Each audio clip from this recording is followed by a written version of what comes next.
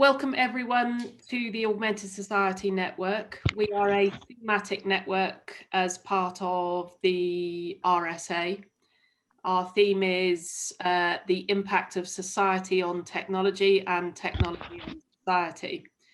We're interested in talking about pretty well anything, as long as there's a connection to how society is changing and generally a connection to the kinds of technology that are being used to do that. So our topics range wildly in what's going on at the time. Most of you will know that we had our sessions last year and are about to publish our paper. I'll talk more about that at the end. But today's session is called Time to Escape. It's a breath of fresh air away from our previous topics and series of topics. And today is looking at what we did to both stay within our own realities and also escape into others. Some of us will have used certain kinds of technology to continue the traditional types of communication that we were endeavoring to hold meetings with both family, friends, and business as well. Others will have been experimenting with other forms. I'm thinking of augmented reality, virtual reality, or just being very new to interactions online and how we've coped with those, the stresses and strains of not seeing noddings of heads, or the sitting back, or the term lean in, for example, all require us to be able to see and interact in a human fashion. So today we are getting out of Dodge and we are looking at escapism and the ways in which we responded to the pandemic in terms of our new real estate in the digital world. I wonder if anyone set up home. Did anyone move into VR and establish themselves there? Is anyone stuck in there needing a hand to come out? Is anyone planning on setting up and not coming back out? I have a vision of an old gramophone with me holding on with my fingers to the edge of the horn and being dragged into this digital world. And while I'm happy in a Ready Player One way to go in there, this is a big change for us and one that needs to be questioned and thought about. So with that in mind, we have an hour today. We have people from all over the world again, which is fabulous.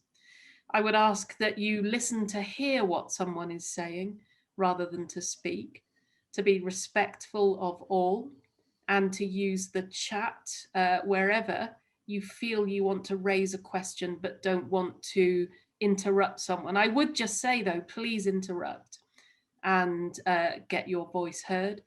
I will manage the chat and bring you into conversations. Please don't feel that you need to put your hand up in any way or otherwise be too formal.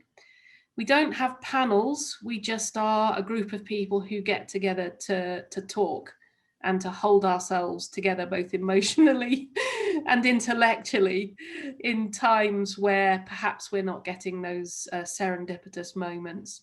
So with that in mind, the subject is time to escape, and I'm going to escape to Los Angeles and hand you over to Jonathan, who's going to take us into this month's topic. Yep. So Jonathan.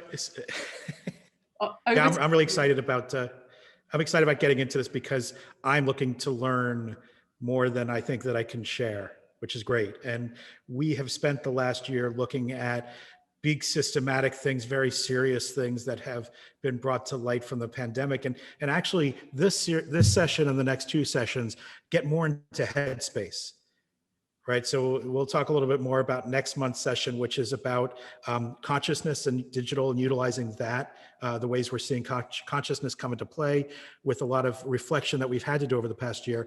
And then after that, it's how do we bring more people into the systems that might have excluded them before. And so it really is about headspace. And my wife, as one example, has been using Homescapes, which is by a company called Playrix. So it uses the traditional, connect three to then make space. But it's interesting because she uses it as something to busy her mind so that she can focus on the things that are important to her. So it is like escapism to actually be able to think clearly, to be able to forget about what's going on in the house or what's going on in the world and just really meditate almost. And so I find that like, and another cool thing about Homescapes is that there is a communal element of it where people are asking for whether it's more lives or more time or more goodies. So that's one thing. Zoe brought up Ready Player One, and that whole deal is where people escape so far into virtual reality and gaming. So we know that there's a movement afoot, and virtual reality is getting stronger. Augmented reality is getting stronger in terms of allowing us to have an alternate experience of our lives. So I'm really excited to hear from everybody, and even whether it exists or whether we wish it existed, because with the Augmented Society Network, it is a sandbox for us to come together, and maybe there's something that we can create together. We can spark an idea that people can say, oh, I want a part in that, and let's actually build it. So who saw or is doing something that's really cool to get out of Dodge? Yeah, so I'll just say what's interesting is that I work at home, and I've been working for home for 20 years, and I've been working on the computer for 20 years. So this idea of, Zoom calls and stuff like that, to me, that wasn't really that much of a difference. But what I have done over the last year is I've been taking a lot more walks in the woods. I'm lucky that about a half mile from here is a trail that goes in a few different directions, and I've now have about 6 different walks that range from about 1.5 miles to around 10 miles. And at least 3 days a week, I'm going for walks. And I find that's a great escape. I can join you there, Mitch. I walk up to 40 miles a week now. And if you were to tell me that last year, I'd have been shocked. Now, I did need to lose weight, and I'm well on the way to that. But walking. By the way, I found all the weight. I do apologize. I agree. Walking is a real thinking space for me, and it is a space where I contemplate the day. So I've been out already. I tend to split it up into 3 and then another 3. And then I've got Audible. So I'm listening to The Manchurian Candidate and laughing out loud with some of the quotes and then some of the conversations that I can have as a result of doing that. So I leave one loop for the birds and the sound of the day, and then I plug in and start being read to. But I enjoy that first. We have a walking loop where it's just hearing the train in the distance or the car or the birds, or that's one of my most favorite bits, actually. We live in San Diego, so there's a lot of access for us down here. But we always prided ourselves that we did get out, that we had seen everything. Well, not everything, but that we had seen a lot. And we started almost, I think the following week, we started going on drives and hikes. And we have probably found 20 to 25 new places that we didn't even know about. And we're still finding new places. In a county that isn't ginormous, it's not as if we're covering a third of California. It's just, there's a lot out there, and where San Diego is, we've got a lot of opportunity.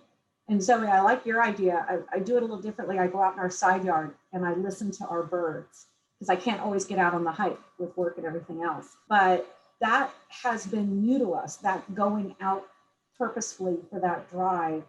And that's the thing that's been different for me that I want to continue, is the purpose-driven choice of doing something to escape. I've always read. I love to read. I read hundreds of books a year, but I've been finding that escaping into my books was much more satisfying in the past year. It was much more world building for me. It was a full-on escape. And then, the normal binging, but that's part of my job too. So there's a lovely overlap for me that I can binge on things, and there was no guilt involved where, I can't go anywhere anyway. So I'm going to go watch 40 hours of The Sopranos. It's cool. It's no problem. but those were my escapes. And I ironically, considering the fact that I'm working with 2 game companies, I avoided, for some reason, I just realized that when Jonathan, you were bringing up about VR and games, I didn't really dive into Fortnite or anything else, and I could have.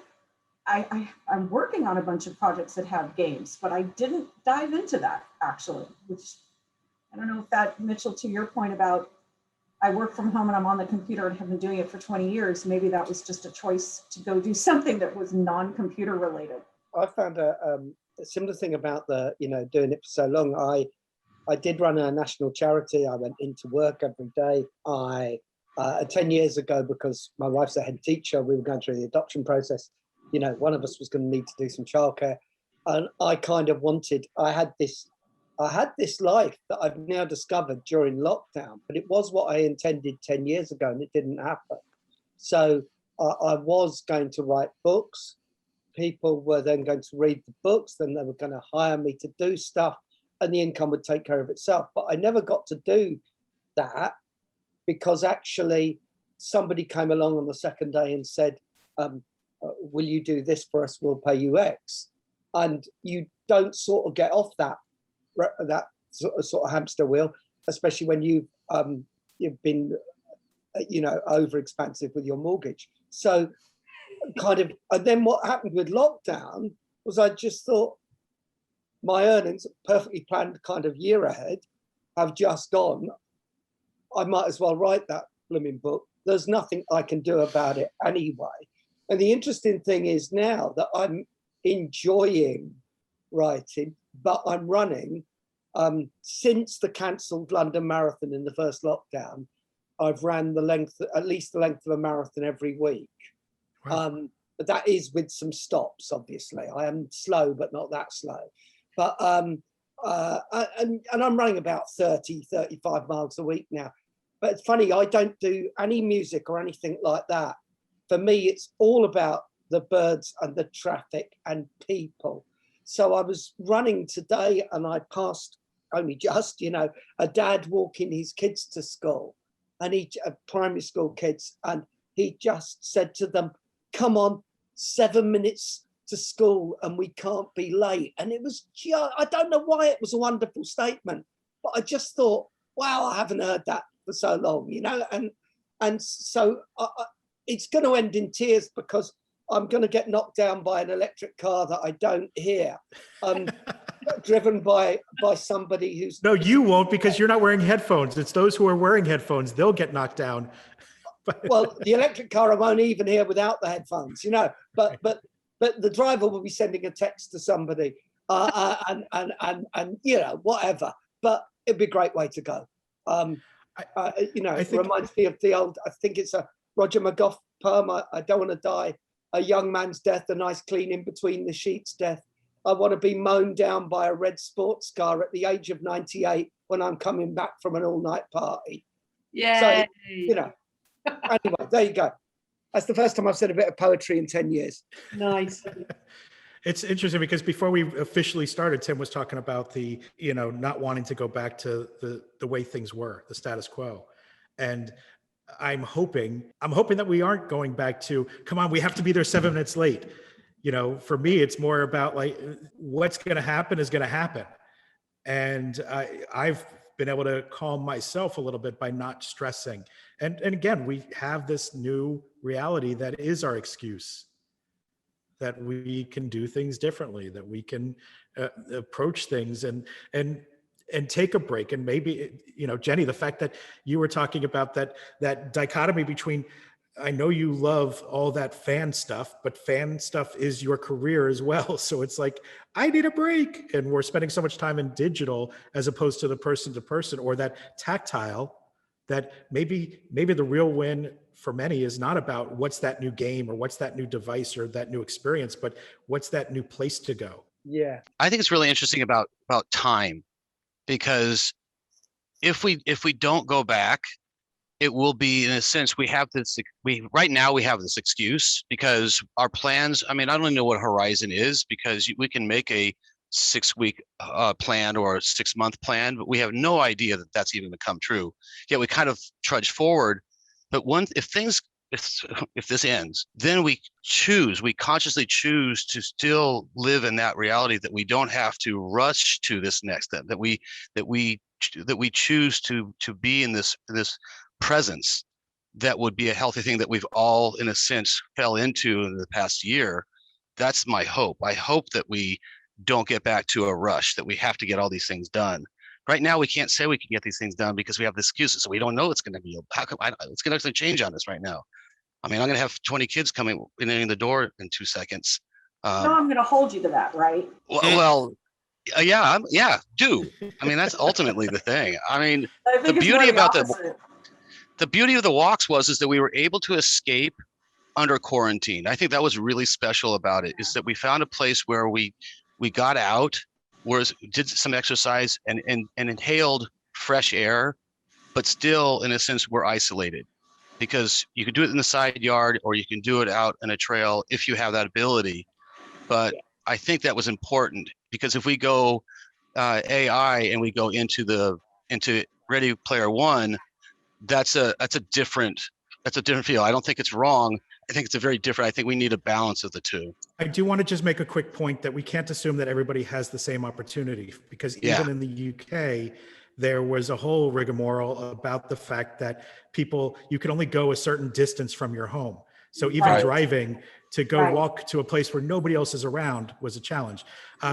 Linda, I know you wanted to say something, and Carlos, and you're bringing up really good questions in chat. So after Linda speaks, we're going to put you on the spot to actually verbalize these questions. Well, Jonathan, I just wanted to comment to what you had said about going back. I think a lot of people want to go back to how it was before, unfortunately, in my perspective. I think they do. Like, there's this real rush, what in higher ed, because that's where I live and work. But when are we going to get back to normal? When are they, when are we going to, see the kids physically and do things the way we've always done them? In large institutions, it's hard to move that boat. So I really, really hope we take away and learn that there's other ways of doing, there's other ways of being and doing. And I also, I think for myself, this was a really great point I think that Timothy brought up, is that things that I participate in became very uncertain, like race, and things like that, and in races. And you would train, and then a race would be canceled, and you would train, and then a race would be canceled. And then you really had to go back and you had to ask yourself, well, what's the real purpose here? Why am I really doing this? Am I doing it because there's a race or there's something here? Or am I doing it because, really honestly, it's really good for me to do this? And so it kind of put me on a different trajectory. It wasn't all about something future. Now it's about, like, right now, today, why am I doing what I'm doing? But that's what made me think about those. I think that you bring up a lot of great stuff. I'll do this as a segue to Carlos's question. Being that I'm a catalyst for change, futurist, all that type of stuff, and I'm hoping that more people use this opportunity to break with the things that were broken and not try to get back to the way things were. When they were the way things were before the pandemic, people were saying, oh man, this sucks, my job, I don't like it, but I'm too afraid to quit, all those types of things. So to the point that Carlos is asking, did escapism exist before the lockdown? Yes, people were so frustrated with the way their lives were that they were finding it, whether it was through gaming, whether it was through alcohol and drugs, whether it was through other things, I think there was escapism, and it's what can we do to change that? Go ahead, Carlos. The last part you were mentioning, I agree. Even workaholism. What you just said at the beginning is why people don't question themselves about those things and end up doing something that have some well-being, but it's not what they really want to do. So when I read the topic, time to escape, I said, okay, great. When Zoe started talking, I say, okay, nice. I'm gonna start thinking about this, about what I have been doing in order to be in a good mental health. I was okay until I think Zoe mentioned the word escapism. Then like my exploded like, oh, that's a really hard question. It's kind of different of Time to Escape. That's why I put that and started like thinking, and I put what I put there is, I think there was some escapism. All of us have some escapism before the lockdown. But as Linda said, I think everybody wants that. They want to return to that because they were feeling okay. So I don't think that this pandemic has put people really to think like existentially, like, oh, what I'm gonna do. So that's was my first question. And the second one is, I have read, I don't know if this is true or not, that divorce rate has increased because of the pandemic. So we were having these good marriages because they didn't see each other. Right. Working, going, or because they had these little kids, you know, from 0 to 8 years old. Like this couple is focusing on, oh, we have to protect that they don't swallow a coin or something. But then they are kind of free of parenting. And they look each other and they don't recognize them. I have heard that, and I have seen some of my students telling me that the reality being in the home is difficult and that they don't have where to escape. They don't have a trail. In my case, they don't have horses. Well, I was lucky that I moved for 6 months from January to Florida, which they are really open. So I don't have to escape. It's there with all the challenges and debate about that position. So that's why my second question about those that don't have the time to escape. What can we do? Can we do something? Could the virtual reality will help them some way? Yeah, it's about opportunity, which obviously we all have different kinds of. Chris, did you want to come in? Yeah, thank you, Zoe. I'm an entrepreneur who largely works in the arts, media and entertainment spaces. And I've had lots of experience working in the book trade around the world. And I've got an example that about what's going on currently in publishing, which leads on from what Linda was saying earlier on. I go to lots of these kind of Zoom meetings where people are saying they're desperate to go, people who are rights people and marketing people are desperate to go back to book fairs. So they're desperate to go to, Frankfurt or London is coming up, or Bologna. But those kinds of things are very expensive, and they're also, fraught with health risk at the moment. And are you actually going to be able to jump on an aeroplane and that kind of thing? And the problem is from going back to how things were, even though publishing itself is a very social business. The problem is that in terms of how publishing companies globally actually did during COVID, is that actually they increased their bottom line by something like 13%.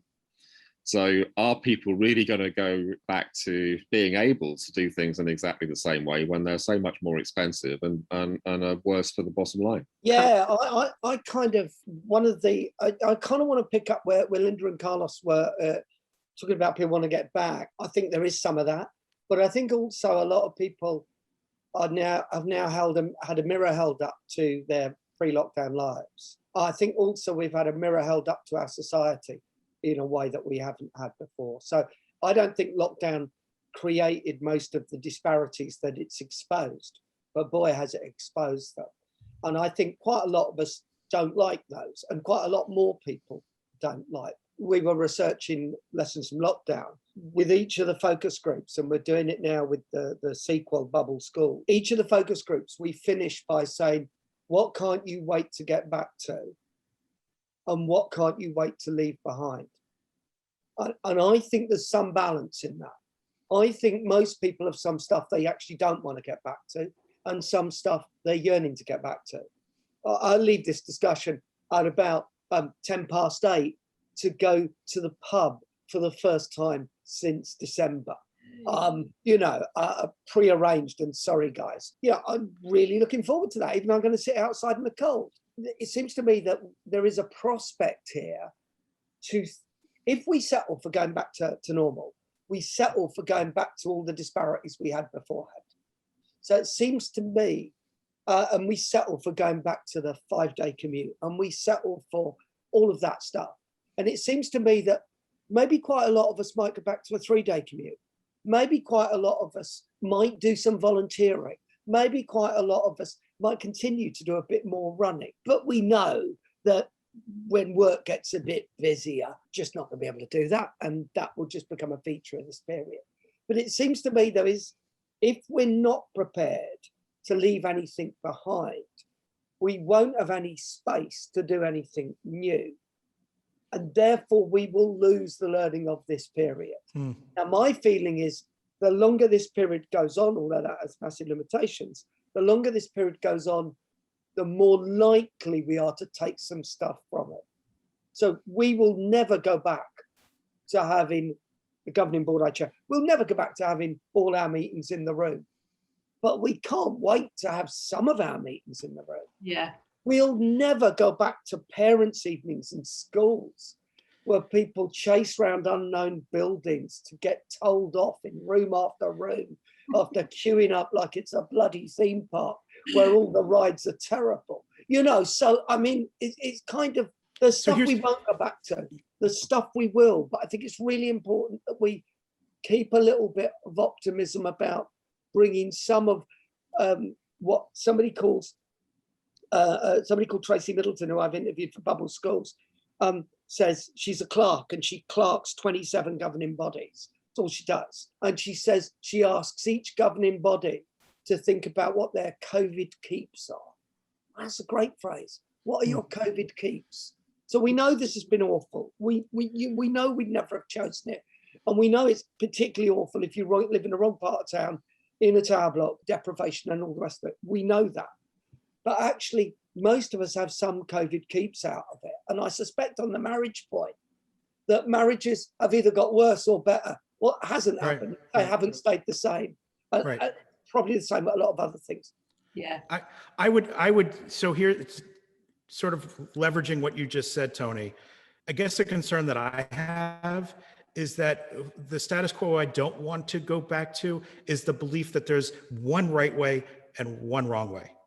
Because, you know, we all have different backgrounds. I have had the luxury of being in the Louvre. I am really excited that they created all of the entire collection of the Louvre online. I have no interest in looking at the art online because I know what that experience is. But I also recognize that there's a bunch of people that have no hope of ever going to Paris to then get in and see, like, so we need to be thinking in terms of how do we provide so that, hell, we have a different thought in the morning about how we want to escape than in the evening of how we want to escape, you know, and as long, like the more there are bodies that feel like there needs to be one way of doing things, the more in trouble we are. And that even goes for Chris with what you were putting about the sea level. You know, it's these executives that are really challenged by figuring, well, it's either got to be one way or the other. So you've got Google saying everybody has to go back into their offices, which is just silly. And perhaps Microsoft has been doing it well for years, where they said, you know, you do not have to come into the main office. We'll set up satellites around the Washington, not just they're not in Seattle, they're right outside of Seattle, but we'll do it around Washington. So if people want to come in for those quick meetings and like, yes, we all want that connection. And Tony, that's awesome that you're going into a pub.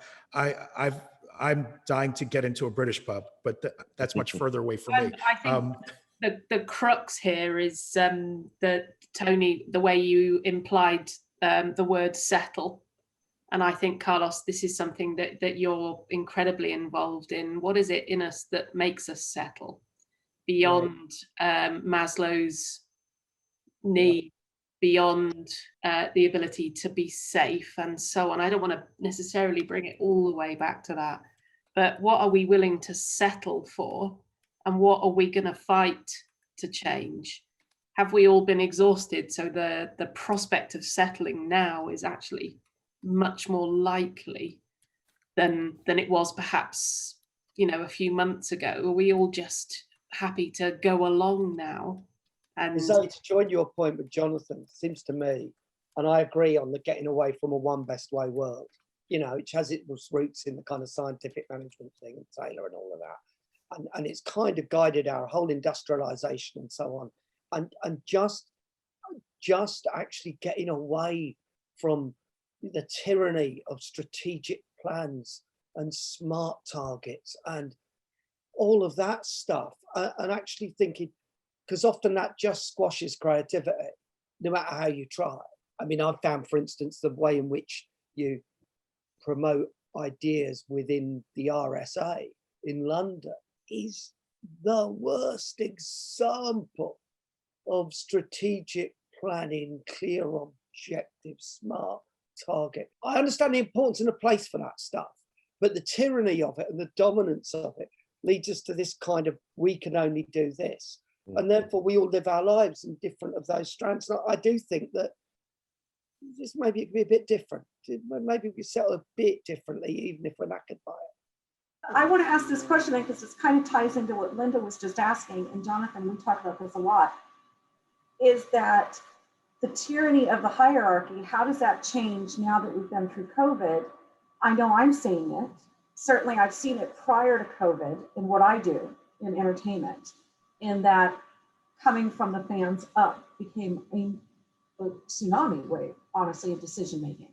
But when we see here in my industry, and I can only imagine, Christopher, in what you're doing, and certainly being married to a teacher, I thought entertainment was bad. That the antitrust, the monopolies, the monoliths that are making decisions now, I truly get excited. I truly feel that we are on a cusp of something that's innovative. Whether it's just in mine, I hope it's not just in my industry, but I would love to see I'm blanking on the word because I'm tired, the lack of tyranny, the lack of hierarchy, that we see more of an equality of decision making. It's extremely idealistic on my part, I realize that, but I like the COVID peak, Tony. That's a great phrase.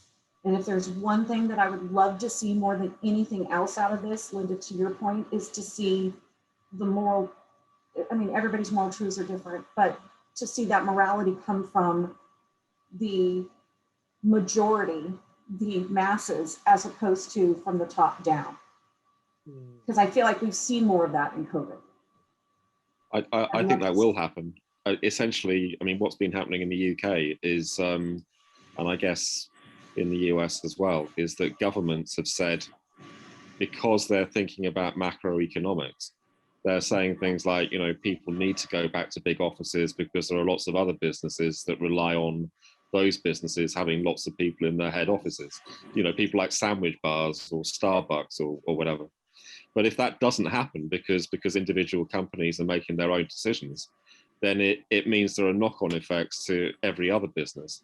And so you get a kind of tsunami that's unstoppable for change. I think there will be, but it'll be one of these sort of, we had a Chancellor of the Exchequer years ago in the UK called Dominic Lawson, and he had an analogy that I've always liked about how the economy works.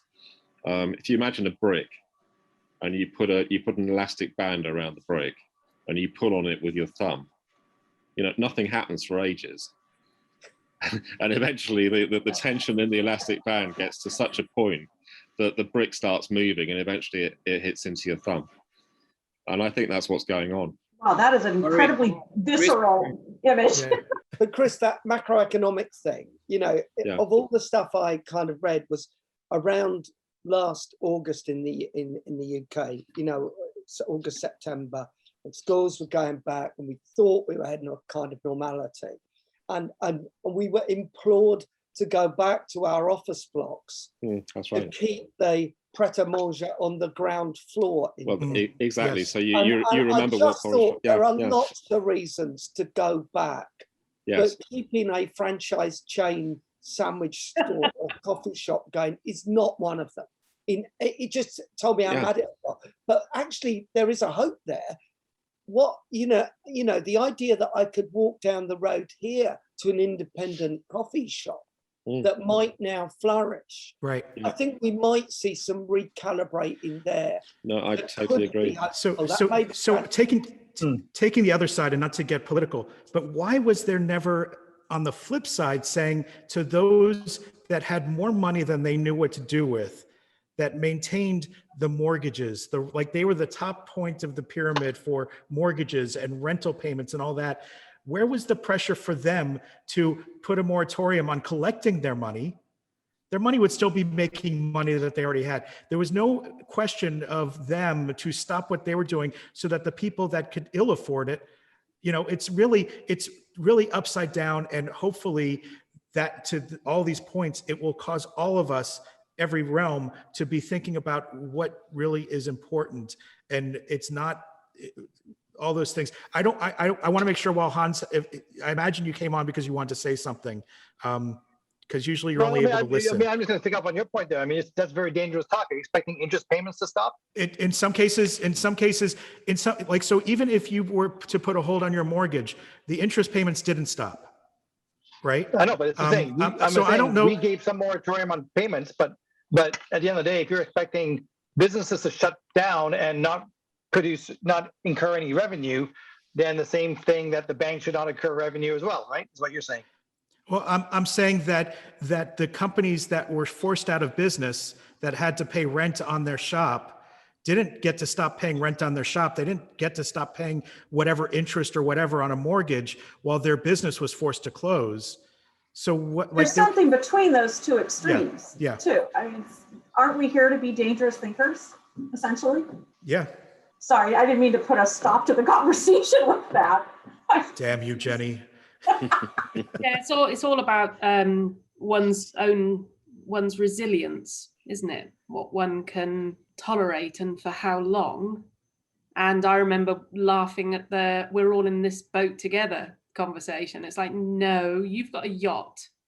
I'm holding on to a rubber ring, and there's 5 other people clinging onto it as well, which I'm going to shove off in a minute. Obviously, I'm not. But the idea of the same level of resilience in big business, and Tony, yeah, I'm not going back to keep a coffee franchise afloat. This was a period of time when many things changed. It is the chance potentially for the high street to reform itself. And some businesses have certainly been doing that. The rents on commercial property here, retail property here in Las Vegas have plummeted. So, I've actually got a chance to get in to create a channel or a content house where there is some increasing footfall. This is an opportunity that's taken out some of the most pernicious of businesses. The experience business here now is huge, and they're pretty rubbish. There was one here called the Happy House that was dreadful, but you paid $40 to go in, and you could go into a pile of balls that you could play with that 40 kids had already gone into and probably poured a lot of money into the influencers for that one. Yeah, and it's really right. It was terrible, but that idea of change and forced change, and I wouldn't mind seeing Starbucks. Obviously, not the people who work. It's so complicated. I don't know, but I think it's almost an exciting time. And just very briefly, the idea of settling, I think that is something that comes to us from exhaustion and lack of resilience. And those who settle first are those that have to. Or it's beaten down into us. For instance, if you've got a health issue, you'll sometimes, I won't say all, you'll have doctors that say, well, you're feeling better. Shouldn't you just be happy with that? You're not the 100% you were before, so it's like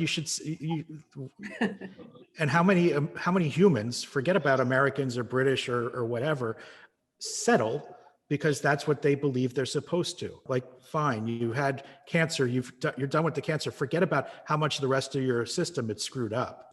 Settling is a really interesting, dangerous piece, because I think our human makeup or human design, it's very easy to fall into that. Yeah, and I think we have to also remember that as RSA fellows, we're a self-selected group. Oh yeah. So we are by nature of the kind of, by wanting to be a part of this organization, we have a certain way of looking at the world, which won't be shared by many people who aren't bylaws of the RSA. Yeah, I was just on a call with I'm with the steering committee with the Internet Society in Canada, and we had a very interesting chat earlier today. And it was interesting because I'm fairly global from the UK, Canada, spent a lot of time in the US, family in Australia, and my mom's in Malaysia, and all this stuff. So I triangulate different opinion points. But I see people who don't necessarily have that, and they're very pure Canadian, and they're very educated people, but they're so used to going back and across the border to Washington, New York, and back and forth. They just feel like that's just a human right to be able to cross the border. Where the Australians, they don't view it that way. The Australians are like, nope, lock it all down. We're okay with that. Fortress Australia. Right. So you're seeing all these people who have their own views now, and everything's kind of breaking down. The narratives are all breaking down. So when the dust settles, people have to reform their narratives. And what will those narratives be? I think is a real good question, right? What narratives will come out of the dust? Jonathan, I have to run. I'm so sorry, but I was going to just say, Hans, I think that's a fascinating point, and just because this is my world, the Falcon and the Winter Soldier, not that anybody necessarily in this group is watching it, but if you are, that is actually the theme that's happening in the Falcon and the Winter Soldier is exactly what you just talked about, because it happens after a 5-year blip where people have disappeared. And when that happened, there was a one world, and then everybody came back. And so they went from a one world to now there's these enclosed fortresses, these enclosed places that don't want all these people to come back. So it is fascinating to hear you say that when I'm literally watching it at the same time. It is a parallel that is living, and they wrote this 2 years ago, prior to the pandemic and everything. Jenny brings up an interesting thing too, and Tony, with you going off to the pub, the fact, and also Hans, with what you said about the Australia border, the fact that they're now saying about the vaccine passport. And, you know, I can completely understand needing that if you are going across into somebody else's country. The interesting thing is, should you be required if you're going into your pub down the street, which I know is a big bone of contention because there's talks about pubs requiring some proof of vaccination. It's really challenging.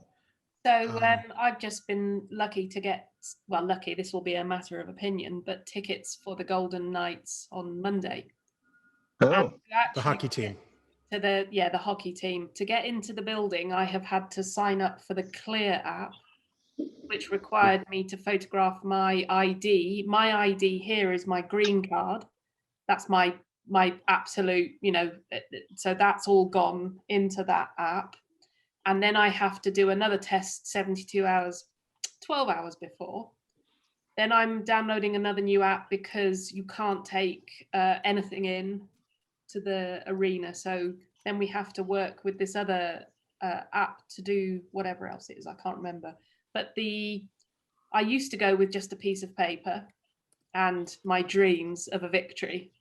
Now I'm going, I just feel like we're being all taken, being had advantage of entirely by all of these companies for from a data perspective, again, when we're already going through wave after wave of data extraction, knowing that some people refer to this kind of data as exhaust, human exhaust. I don't know when it's not going to stop. We're done for in terms of that. I need some positive way of coming out of this conversation. Anyway. So if I was to flip it, the fact that there's different uses of apps than, like, Clear was not meant for going into a physical space. It was for helping you to travel, right? That app, that's what that was created for, if it's what I believe it is. There's all these things that didn't even exist. And so as we talk about these, and there's the chat going on alongside about, you know, the corner shop closing or the high street businesses changing, there are many professions that didn't exist 100 years ago.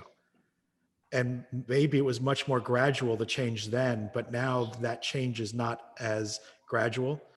It has forced the issue. I would hope that we recognize that, yes, this is discomforting, not just during the course of the pandemic, but for who knows how many years ahead of us, that we're going to be trying to figure this out, which may require even more of an amount of escapism just so we're not pulling whatever hair is left out of our heads. We're not done, but I'm just loving the fact that when we come up with what these discussions are going to be, we certainly have an idea, but we don't know where they're going to end. And I've loved this conversation because it has gotten much deeper than just what games are you playing or what breaks are you taking. So I appreciate that. Yeah, really interesting is when the game is Faraday's Cage, don't you think? Is it Faraday's Cage? I'm going in because I don't want anything else. So this is a place where nothing gets through. This is where some key encryption keys are kept. This is where some of the world's securest data is, in an offline situation, in a leaded room, in the dark. In the dark. I just wonder how much we'll pay for that when it's the birds. Or will we care? Will we recognize that maybe that's something that was created by somebody to retain control in a game that we didn't care to play in anymore? Wow, it's a big game, Jonathan. At the same time, you have China has introduced this new education policy just in the last 24 hours to educate Hong Kongers at the same time. Wow. And you have Romania just banned Huawei. They approved a US-backed bill to ban Huawei in Romania just this morning, today. So lots of things are at play. It's going to be interesting. Like I said, when the dust settles, we'll see what happens. Yeah, and if you remember, just a few years ago, Russia tested its interconnectivity by cutting itself off from the internet. We're already preparing for that reversing. I just wish it wasn't by nation state. I wish there was some other way to. But I'm a worrier. You wouldn't want it by companies either. No, exactly. Right. So you don't want it by nation states, and you don't want it by companies. Maybe just we. Maybe those of us here today. Maybe we should do it. Now we're just veering into why we need to escape. Right. On that note, I do have to escape. Is on Netflix. Thanks, Hans. Next session, we're going to up the level even more. We're exploring digital consciousness. So this isn't about escapism now. This is about finding other. Our session will be on the 20th of May. It will be 11 a.m. West Coast time. I hope that you'll be able to join us then. This session will also be recorded and published. We are also publishing our education paper, our reimagining of learning, on Friday. We are in negotiation now. We have secured a series of events with the RSA, which will be going back to our contributors too. Jonathan mentioned in the early section of this that we are a sandbox organisation. We like to do things. This will be our published paper coming up on Friday. So if you're interested in joining us in actually doing things as well, just pop your email in the chat and I will be in touch. But you can also subscribe on the augmentedsociety.org to stay in touch with us, and you'll hear everything that we're doing. We won't ever email you on anything that isn't incredibly important or interesting, so have no fear. So I'm going to sign us out. Jonathan, do you want to say a last word? Or no, thanks everybody. It's as always great to see you all and get really great commentary and insights, and I always leave here much more energized than I entered the room. So thank you. Yeah, so hopefully see you Thanks, all everybody. on the 20th. Okay, thank you. Very Thank you. encouraging. Thanks for all your work on the education paper, guys, especially Zoe. Fantastic. Thank you. Yeah, Zoe, thank you. Take care. Zoe. Keep going. Bye. Bye. Yeah, lovely to meet you all. Bye-bye.